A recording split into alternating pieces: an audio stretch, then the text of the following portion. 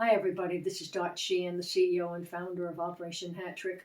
We support the recovery of wounded service members and veterans, and we earn our money through selling product and merchandise. We're at operationhattrick.org. You know, over the time we have had Operation Hat Trick, a lot of people tell me you have a ton of stories, Dot. You need to tell some of these stories. So I'm going to do a series of stories about what we've encountered when we have dealt with veterans and service members in need. And I'll just start with the first time we went to Walter Reed. Of course, you know, we were all nervous. There was a group of us. We included a college president, a couple of U.S. senators.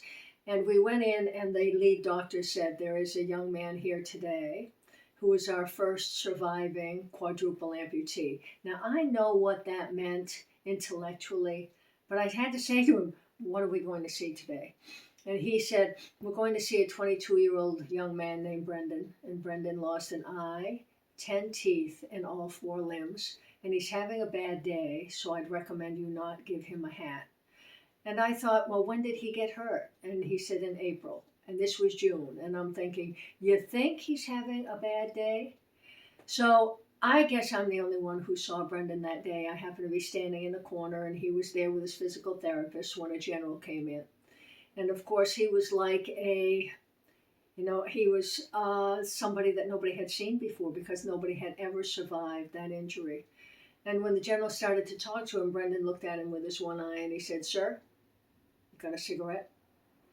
Well, the general didn't know what to do, and he just kept backing out of the room and backing out of the room. And Brendan looked at me and he winked and he said, "I got him, didn't I?" I'm like, "Yeah, you sure did get him." I don't know if you know, but when somebody has lost their limbs, they have no circulation. So they're always hot. They run hot because there's nowhere for that circulation to go. Brendan said the thing he missed the most was being able to eat by himself, go to the bathroom by himself, and drive a car. He wanted to drive a car so badly. Well, it seems that Brendan's brother quit his job, and he was with Brendan in the hospital. He lived in the dorm part while Brendan was going through rehab and in a room and then into the exercise room. And he would take care of Brendan, but he wanted to live on his own. The next year we went to Walter Reed. There was Brendan. He was still there. And he said to me, "I have a new friend, and his name is Todd, and he's right down there," which was the level below. Todd had recently lost all 4 of his limbs, and he was practicing taking a baby toy in a hook, placing it in the other hook, and putting it in a carton. And that young man cried, swore, banged his desk, sweat. Oh my gosh.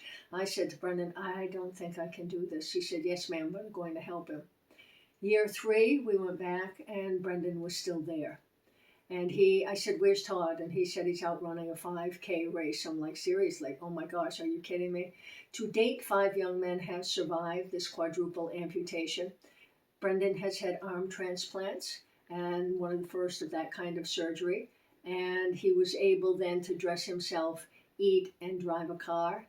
And the thing he said the first, month or so, I wanted them to take my arms off. He said, "Do you know how heavy arms are?" He said, "I haven't had arms in 5 years. So when they put arms on, it's like, whoa." He said, "But I have not fallen one time. Without arms, you fall all the time, and that is the greatest fear of these guys, that they will fall." Just wanted to tell you that was our first trip to Walter Reed. You come out of there and quite frankly you say, "I will never, ever complain about anything again." Thank you very much.